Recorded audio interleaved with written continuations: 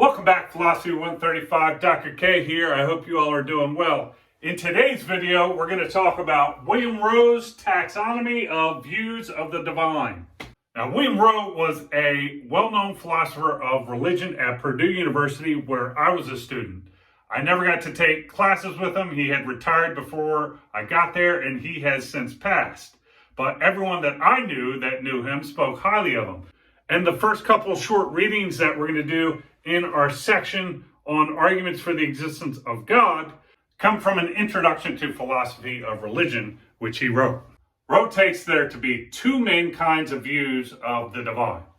On the one hand, we have polytheism, and on the other hand, we have monotheism. Let's talk about polytheism first. So, polytheism is the view that there is a plurality of divine beings, or gods.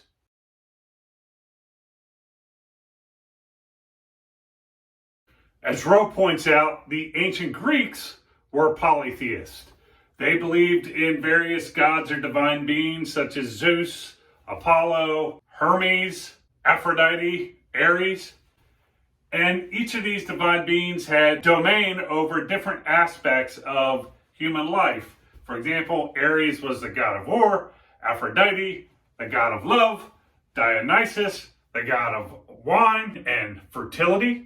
The Romans also were polytheists, and in many cases believed in the same gods that the Greeks did, albeit with different names.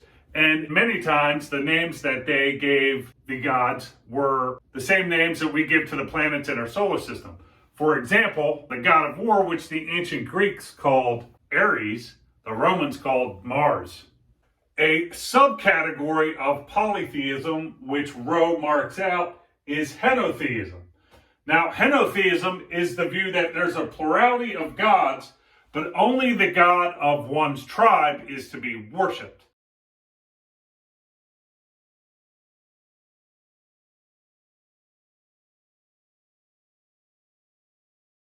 So, henotheists are polytheists. They believe in a plurality of gods or divine beings, but they are unique among polytheists in that they believe the only one of the gods to be worshipped is the one associated with their tribe.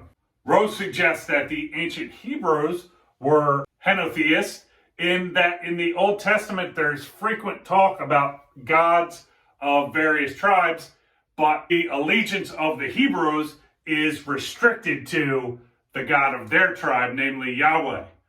So, having considered the first main kind of view of the divine, polytheism, and a subcategory of polytheism, namely henotheism, let's now turn to discussing Rowe's account of the second main kind of view of the divine, namely monotheism. So, as Rowe suggests, monotheism, in contrast to polytheism, is the view that there is only one divine being.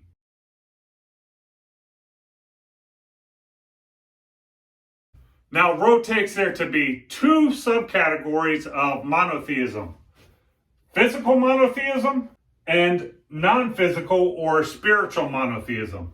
Let's talk about physical monotheism first. On physical monotheism, there's only one divine being which we call God. And God is a spatially located physical being, and thus is not separate from the physical world, but is part of it.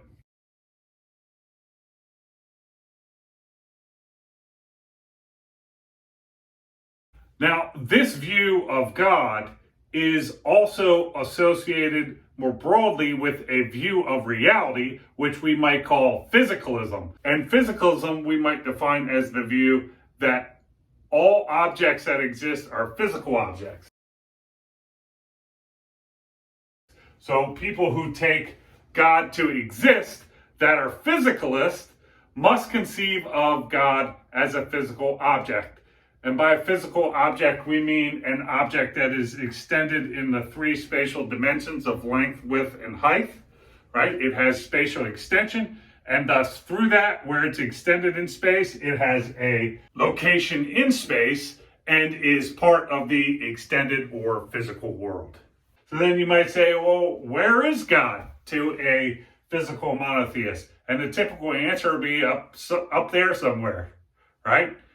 This is where we get sometimes the conception of God as the big bearded guy in the sky or up in the clouds. And hence, Rowe also suggests we can refer to physical monotheism as up there monotheism or the old man in the sky monotheism.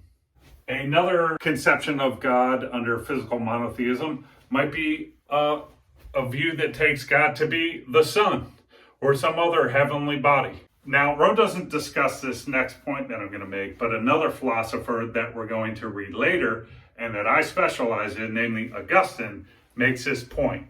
He suggests that most monotheists endorse physical monotheism, whether they know it or not. This is because he thinks that the kind of default human view of reality is a physicalist view.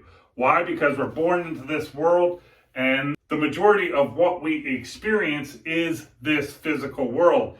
And hence we begin to form the belief that all things are physical. And when we try to conceive of God or anything else that we think exists, we can't but conceive of it in terms as being a spatially extended or physical thing. And thus we come to form an image of God as something like the big bearded guy in the sky, the sun, or some other heavenly body. Now, Augustine actually thought of physicalism about reality, again, which is the view that takes all objects to be physical objects, and physical monotheism in particular to be kind of diseases of the mind, and took as one of his central missions eradicating both views.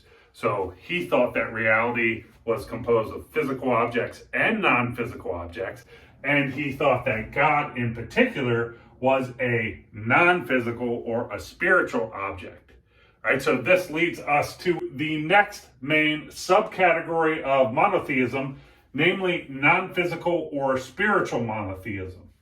Now, non-physical or spiritual monotheism is the belief that God is a spirit or a non-physical being or object that has no spatial location and is separate from and independent of the physical world.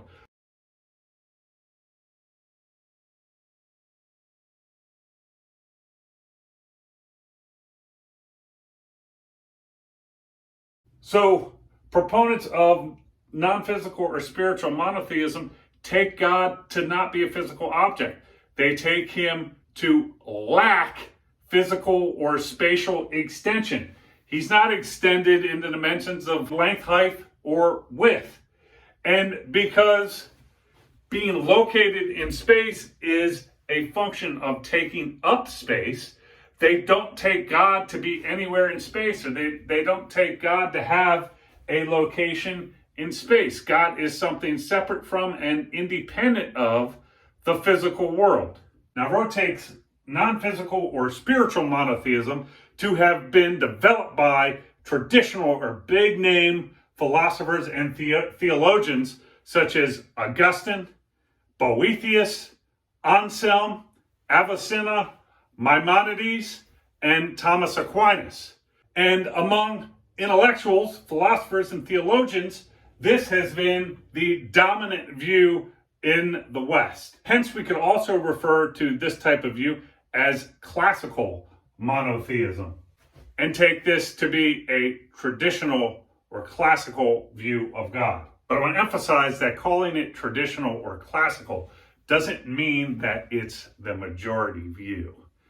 As I already suggested, Augustine took, if you're talking about monotheistic views, the majority of people, even if they're not aware of it, conceive of God to be a physical object because they implicitly sometimes believe that all objects are physical objects. So if we refer to non-physical or spiritual monotheism as traditional or classical monotheism, or the traditional or classical conception of God, what we mean is that it's traditional or classic with respect to famous philosophers and theologians, like I've named, who have dedicated their life to thinking about God's nature. It's traditional or classic amongst them.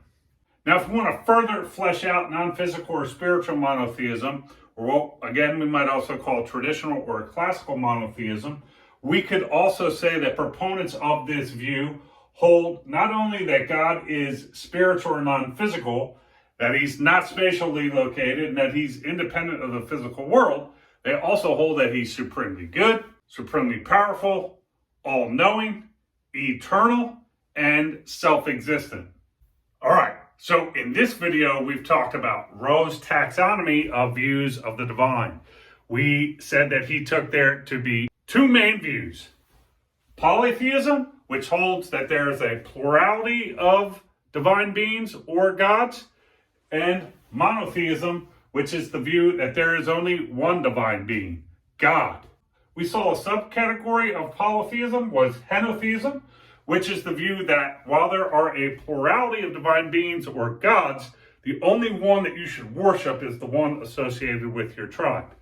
And we saw that there were two main subcategories of monotheism, namely physical monotheism, which holds that there is one God, and God is a physical object or being, is located in space, and is part of the physical world. And non-physical or spiritual monotheism, which holds that God is a spiritual or non-physical object, has no spatial location, and is independent of the physical world. We also said that proponents of this view, which we could also call traditional or classical monotheism, often take God to be all good, all powerful, all knowing, eternal, and self-existent. That's to say, his existence doesn't depend on anything outside of himself. I want now to highlight a few more points. The first is that, as Rowe suggests, another scholar by the name of Robinson charges, the idea of the divine has evolved in the following direction over time. It's been a movement of more gods to less gods, right? So historically, as Rowe suggests, Robinson holds, the trajectory of our conception of God has gone in this direction.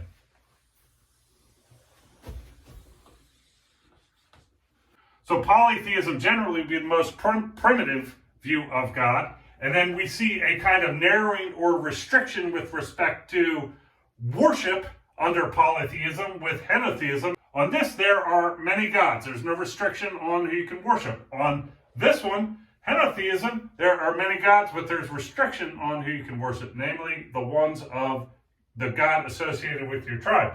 Then as we move this way, we come to monotheism, which is the view that there's only one divine being, namely God, and we have two subcategories, namely physical monotheism and non-physical or spiritual monotheism. We can even look at the movement from physical monotheism to non-physical or spiritual monotheism as being a reduction of God, in the sense that on physical monotheism, you have a God which has parts.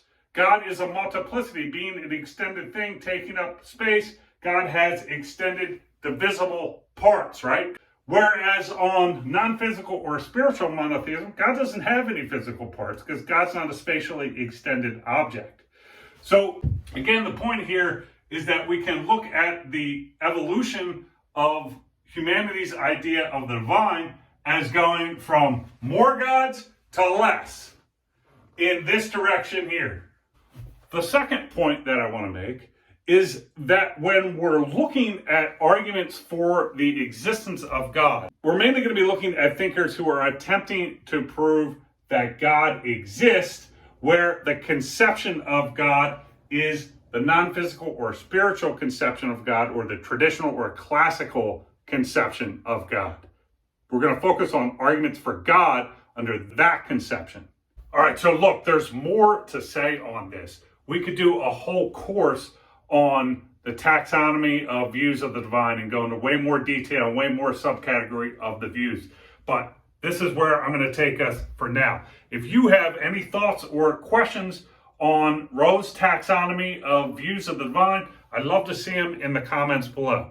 Otherwise, in the next video, what we're going to do is talk about three main positions one can take with respect to God under the non-physical or spiritual monotheistic conception or traditional or classical conception of God. Namely, views which are called theism, atheism, and agnosticism. So I'll see you in the next video. Dr. K out.